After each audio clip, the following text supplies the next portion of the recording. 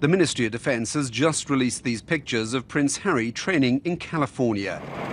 It's where he learned to fire the Apache's lethal missiles, rockets and cannon for the first time, in hot and dusty conditions similar to those found in Afghanistan, appropriately at the base where they filmed the movie Top Gun.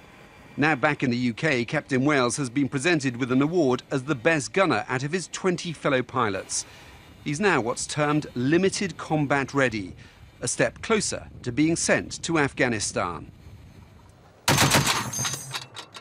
He has, of course, already been there.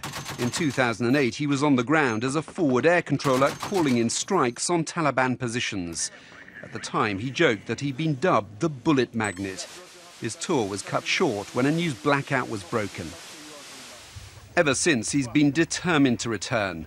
Last year in the Arctic, on an expedition to raise money for wounded soldiers, he told the BBC of his hopes despite the obvious dangers. There will be concerns, but just as any other family, you know. My grandmother more than anybody else, and my father, of course, but, you know, my grandmother, you know, at the end of the day, she's the Queen, and she understands more than anybody else that I'm serving my country, and that's what I chose to do.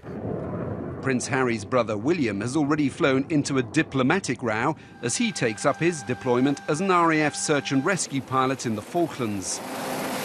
Captain Wales could soon be facing even greater dangers. After he's completed pre-deployment training, he could be back flying his Apache in Helmand later this year.